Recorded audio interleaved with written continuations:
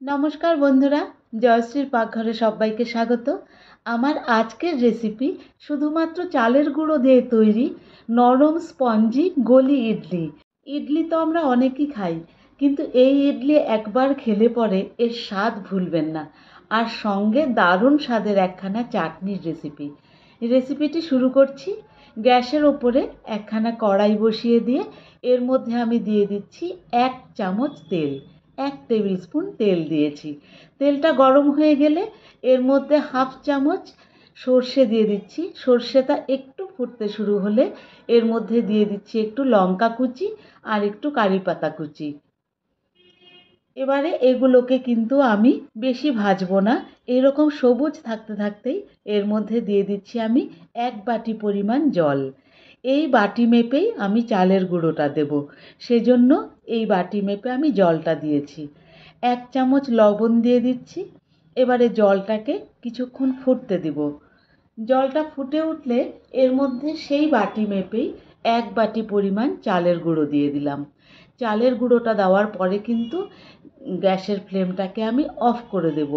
Of করে দিয়ে এবারে একটা স্প্যাচুলা দিয়ে খুব তাড়াতাড়ি চালের গুঁড়োর সাথে জলটাকে আমি মিশিয়ে দেব।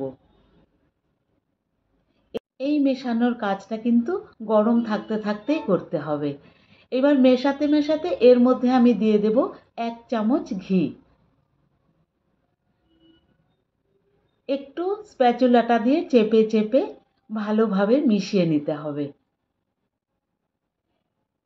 কড়াই থেকে এবারে আমি এই মিশ্রণটাকে একটা প্লেটের উপরে নামিয়ে নিচ্ছি। কিছুটা ঠান্ডা এখন হয়ে গেছে। প্লেটের উপরে সম্পূর্ণ মিক্সচারটাকে নামিয়ে দিয়ে হাত দিয়ে আটা মাখার মতো খুব ভালো করে মেখে নিতে হবে।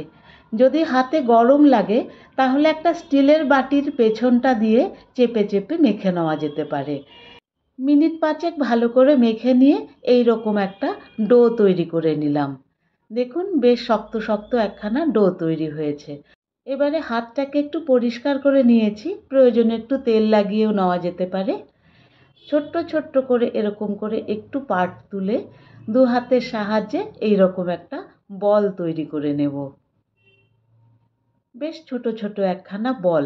এই যে গুলির মতো দেখতে হয়, সেই জন্যই এটাকে গলি ইডলি বলে। খুবই জনপ্রিয় খাবার সাউথের এটি। বলগুলিকে সময় করে তৈরি করে রেখে দিয়ে সময় মতো এটাকে ভাপে বসিয়ে দিলেই তৈরি হয়ে যায়। এজন্যই এই রেসিপিটি খুবই নির্ঝঞ্ঝাট। ব্যাস সমস্ত বল তৈরি করে নিয়েছি। এবারে একটা ছিদ্রযুক্ত প্লেটের মধ্যে আমি একটুখানি তেল ব্রাশ করে নিচ্ছি। সমস্ত বলগুলোকে আমি এই প্লেটের মধ্যে দিয়ে দিচ্ছি। আপনারা যদি বানান তাহলে যে কটি দরকার সে কটিকে একসাথে ভাপে বসালেই হয়ে যাবে।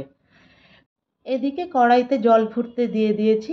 জলটা ফুটে গেলে এর উপরে আমি প্লেটটা বসিয়ে দিয়ে ঢাকা দিয়ে 15 মিনিট এটাকে স্টিম করে নেব। এই 15 মিনিটে আমি একখানা চাটনি রেডি করে নিচ্ছি। একটা গ্রাইন্ডিং জারের মধ্যে 5-6 পিস নারকেল আর 1/3 কাপ চানা ডাল। বাজারে এই রকম যে বুটগুলো কিনতে পাওয়া যায় সেগুলোই নিয়েছি। এগুলো অ্যাভেলেবেল না থাকলে পরে একটু বেসনকে তাওয়ার মধ্যে ভেজে নিলেই চলবে, একই রকম টেস্ট। আর সঙ্গে দিয়ে দিচ্ছি খোলা ছাড়ানো কিছুটা বাদাম, 2খানা কাঁচা লঙ্কা, বেশ খানিকটা ধনেপাতা, আর দিয়ে দিচ্ছি টক দই 1/3 কাপ,